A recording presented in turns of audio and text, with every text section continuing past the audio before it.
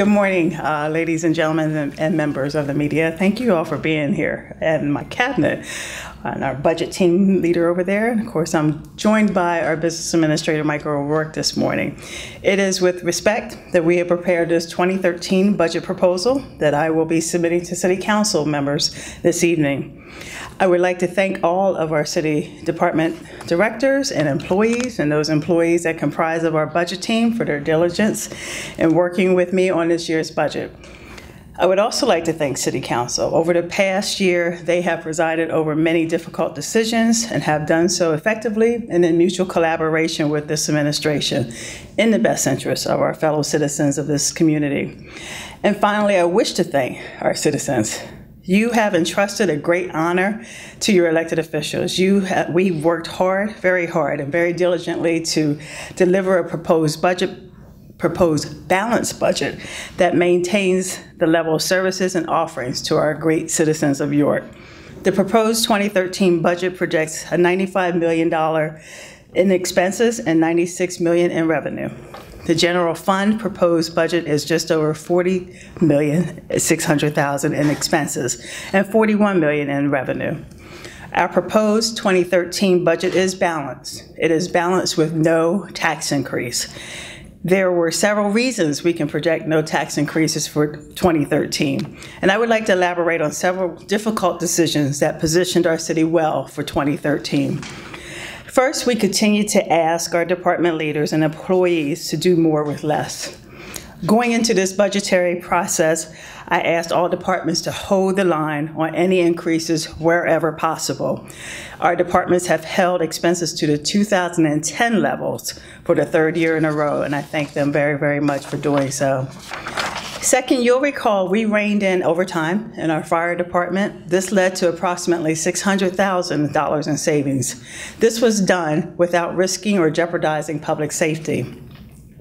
Third, we maximized the use of our community development block grant funding to fund city services such as road repairs and infrastructure improvements and code enforcements. Those charges would otherwise been charged to our general fund or other traditional sources, but it freed up general fund revenue in this case. Fourth, we have regionalized York's fire services to include providing our professionally staffed first responders to North York. The borough of North York pays a fee for service to the city of York.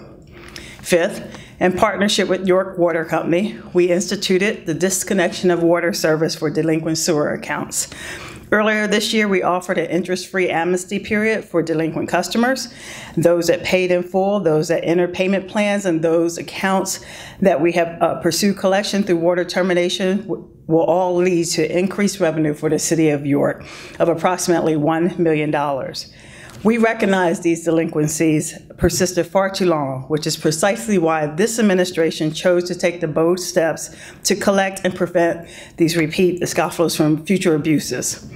The benefits of aggressive collection efforts for delinquent sewer accounts spilled over to generate additional revenue from delinquent refuse accounts as well. 6, we anticipate a reduction of our pension minimum municipal obligation for 2013. While it's not time to celebrate, it will increase dramatically. We know it was going to increase dramatically in 2015, but it does provide us with a bit of a relief right now. 7th, our national economic downturn has brought forth a seemingly endless supply of assessment appeals, the vast majority of which are being reduced and thus leading to a reduced tax base. Our solicitor's office and business administrator evaluates each case to discern if an appeal is indeed warranted, and to ensure that the Assessment Board of Appeals is evaluating proper evidence to ensure that our tax base is protected and not overly reduced. This is somewhat precarious, but our taxpayers should be aware of this and grateful that we're working hard to ensure this is done in a fair and judicious manner. 8th, we have realized the anticipated self-funding of consolidating city administrative offices from rent avoidance and leasing a portion of space to Sovereign Bank, and we're very proud of that. And 9th, we have seen a small improvement in some revenue sources, such as earned income tax and business privileges and mercantile tax. So as you can see, these and other actions have well positioned the city of York for the 2013 budget. These mentioned measures were not easy at all. In fact, some were very difficult, some were controversial. But we recognize the fact that we run our city government in we want to run, and we will run our city government in the 21st century, which must be adaptable to change, flexible, and creativity. We also recognize that our decisions will not always be popular. We can look back now in retrospect and trust that they were the right decisions at the time, and have positioned our city well for 2013. I rely heavily on my team of professionals and tested advisors. I recognize that they know what it takes to run their departments and provide the necessary and effective services for our citizens. They also recognize that underlying everything we do is a simple premise that we must always work to improve our services. We must work to be more efficient and effective. We also are distinctly aware that our sister cities throughout the Commonwealth are still in crisis, as we are, in my opinion. I've delivered this message before and will continue to do so. We need help from the governor and our Pennsylvania General Assembly. Our cities have been neglected for years and remain dependent upon an archaic structure of government. Another year has passed and another year of inaction. We do see some small glimmer of hope, though, now more than ever than in our recent past. We see a coalition of legislators, government officials, and business leaders joining together to push a legislative agenda that favors municipal reform. Several bills were introduced over this past year that propose various methods of property tax reform. Unfortunately, all of them have been tabled at this present time, but we do see movement. The City of York will continue to support these endeavors and other initiatives, and we will happily participate in any discussions to bring about much needed change. It is a slow process with little chance for immediate return, but this year I called upon our citizenry, for example, to lend their voice to request reform from our state. In 2013, we will continue our fiscal freedom and stability campaign and continue to reach out to educate and inform our constituents. But it is time for our state officials to lead this Commonwealth forward rather than maintaining the status quo or managing decline. Harrisburg, Scranton, Reading, Altoona, and dozens more all continue to face insurmountable challenges. I will continue to be an advocate for statewide reform locally here at home, and I will continue to lead our city forward and make the difficult or challenging decisions, creative solutions to best position our city for its bright future. This evening, I will formally introduce this proposed budget to our city council members, and I appreciate our council members' participation in the budget process so far. I look forward to their deliberation and for ratification of this budget in a timely manner. I look forward to their continued cooperation and collaboration to seek new solutions and assemble new support to build a broader coalition locally and across the Commonwealth for the needed reform and attention to our core cities. Again, Michael O'Rourke, our business administrator, is here with me as well. He has some comments regarding the 2013 budget, and then we'll be able to answer any questions you all might have. Michael? Thank you, Mayor. One of the things I think it's important to remember is that when we started 2012, we had about a $7 million accumulated deficit in the general fund and close to a $900,000 accumulated deficit in the recreation fund. We budgeted to reduce those deficits by $1 million in the general fund and about $300,000 in the recreation fund. I think we've hit the target for the general fund, fallen a little bit short in the recreation fund, but we did reduce the deficits in both of those funds. And that's important because it affects our cash flow. It's what causes us to have to pay our pension MMO late. Some of the factors that contributed to our ability to again budget to reduce the deficit for 2013 are things that the mayor has mentioned, like the reduction in the MMO of $300,000 for next year. We also have seen some good increases in some revenue sources like the earned income tax and the business privilege and mercantile tax. And the hope is that the business climate is turning around, the employment situation is turning around, and so it generates more money for us to pay for municipal services. But it's not smooth sailing. 2015, the Act 44, which allows us to reduce our MMO to 75% of what it would be under normal circumstances, expires, and we anticipate that our pension obligation will climbed significantly in 2015. So over the next couple of years, we're going to be talking about a lot of different ways to try to address that and have the city be able to meet its obligation without causing financial havoc. I think it really is commendable that the budgeteers in the city, as I like to call them, have been able to pretty much hold their expenditures down to 2010 levels. There are things that we don't have a whole lot of control over, like employee health care costs, but modifications that we've made to our health care plan have helped to slow the growth so that we're down following a national trend of about 6%. And because we're a self-funded plan, we don't suffer the insurance gyrations that are occurring as a result of the implementation of the Affordable Care Act. Our expense growth is tracking that in the wider medical services community and on a national level. So that's good for us. It's a lot easier to meet than some of the 12, 16, 18% increases per year that we were seeing in the early part of the 2000s. So I expect that we'll all be working hard in the next couple of years to try to meet the growth that's inevitably going to come in expense. And I feel optimistic. Yeah. Thank you. Thank you, sir. Appreciate My your pleasure. leadership. Thank you. And thank you again to Cherie Allwine, our Deputy Finance Business Administrator, Director, yeah, all those words, for leading the budget team process. And again, all my directors and your staff, I do appreciate it sincerely. I'm glad we're able to introduce this budget. We'll answer any questions you all might have. Michael will. Aaron. I heard you guys say that the budget is balanced at 95 million expenses and 96 revenues. Is that right? Yes. Can you explain the $1 million price tag? It's $1 million bigger. Right. $1 million more revenue than expense.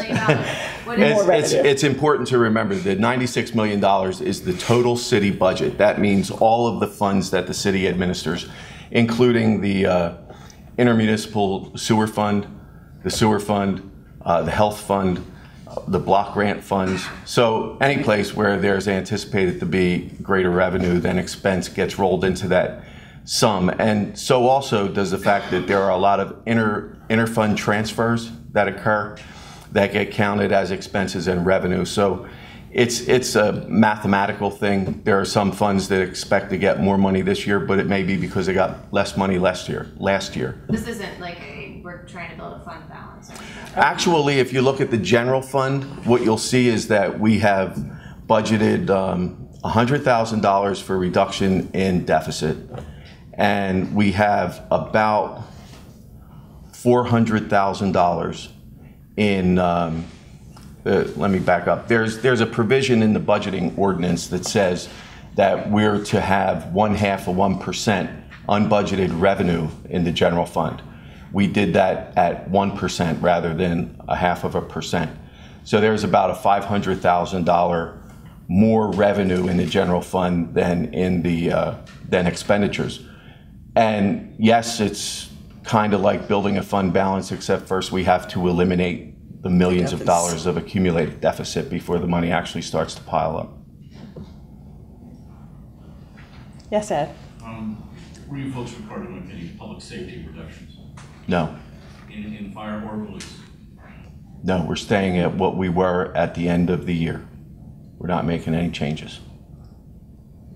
In light of the recent revelations regarding the New Year's Eve festivities for this year, have you folks indicated as a line item matter in the 2013 budget whether or not you'll have money next year or next December to fund the New Year's Eve festivities?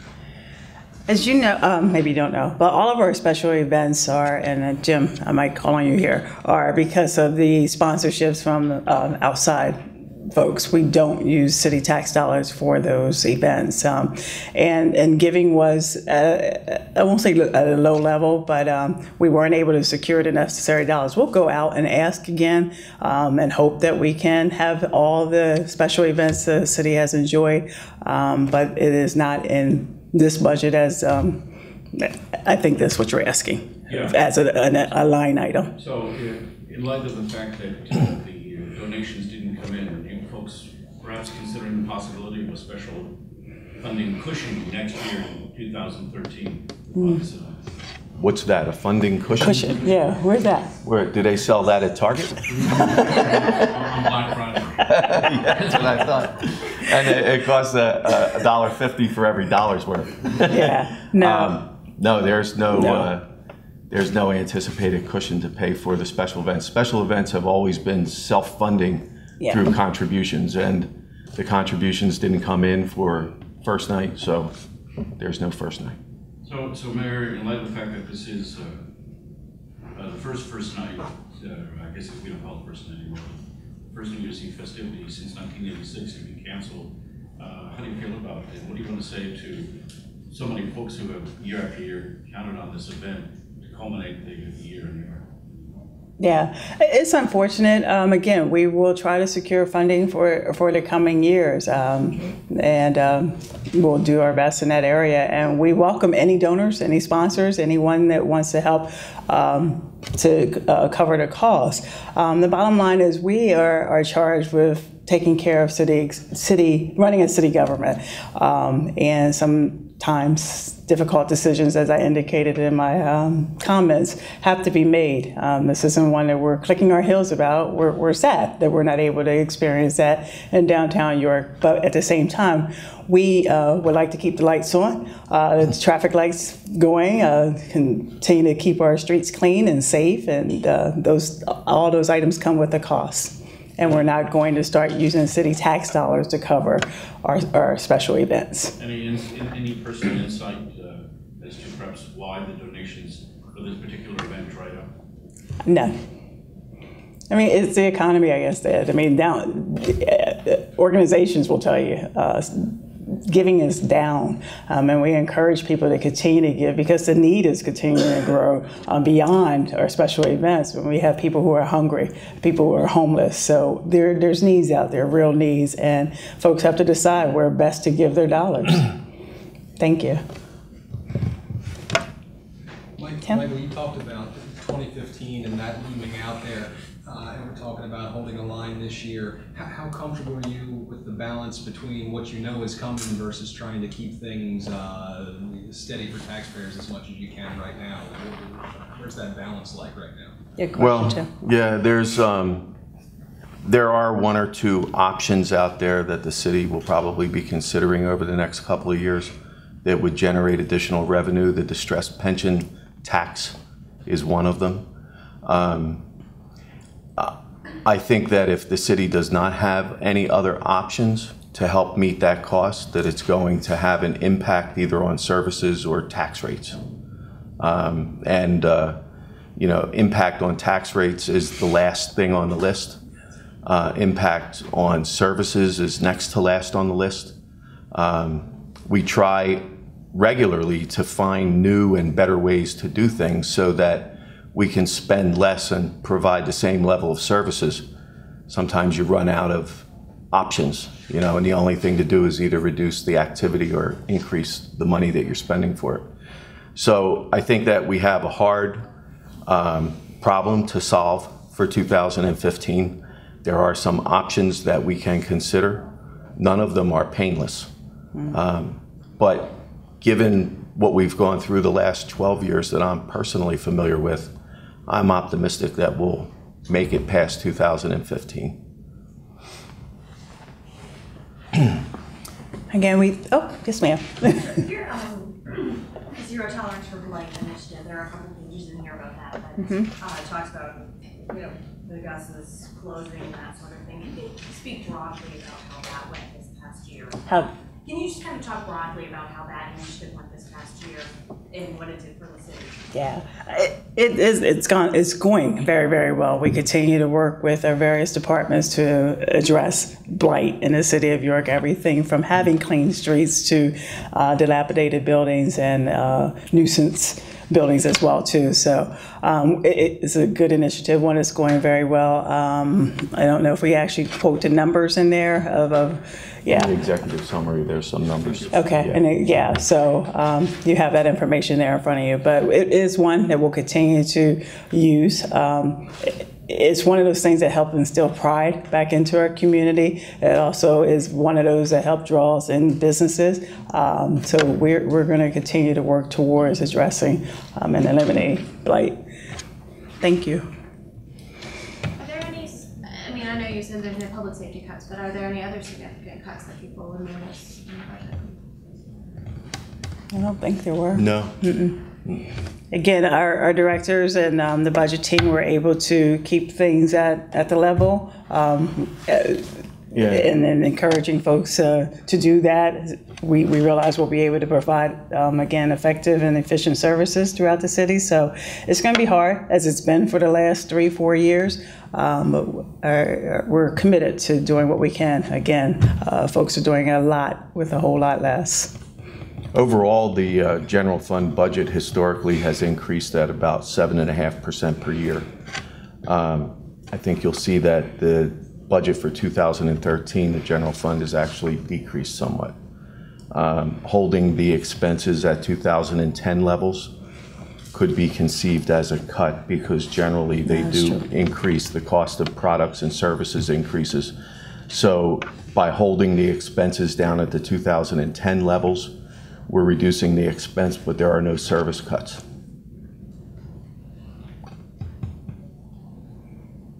Are there any staffing cuts? No.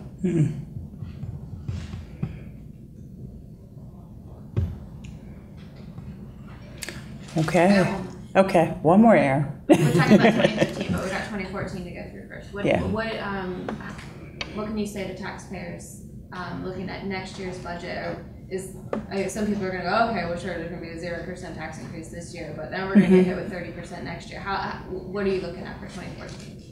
Well, I think that, I know that's written also in my message in the budget, but that's our goal for 2014 as well, too. I mean, we realize the economy is where it's at, and it's a difficult time for many, as I mentioned to Ed. I mean, there's homeless and hungry folk out there, and people just doing all that they can to keep their homes in the city of York. We want to encourage more to buy homes. So we have to make it an even playing field as much as we can. It is the goal to not have a tax increase, but I can say that real easy right now, Aaron. It's the end of 2012 and we're talking about 2014, but we'll work towards that end as much as we can. It's not a fun thing to have to raise taxes at all, but at the same time, we get the demands from our citizens to provide a certain level of services, and we'll continue to do that with the goal of not having a tax increase. Because again, 2015 is looming. It will be significant for us, and we're going to do all that we can to maximize that impact to our taxpayers. And that is primarily because of the MMO obligation going up? Indeed. Do you have a dollar figure you could possibly put on that as to how much it will? No. Right now, we're required the 75%. Well, we're doing 70. If you look at our MMO now, probably 2/5 of it is payment on accumulated unfunded liability, and the other 3/5 are for accumulation of current benefits. That's the part that's at 75%. So add another third to 3/5 of the MMO, and you get a possible guess. But there are other factors that figure into what the actual number turns out to be, like what's the value of the assets in the pension fund that on January 1st, 2013. And if the market continues to have a general upward glide, then that should ease the increase that comes in 2015. What would you say is best or worst case scenario in terms of how much more money you have to come up with? Are we talking $10 million, $20 million, $1 million? What's the? More the 1 million. Yeah. As probably a best case scenario.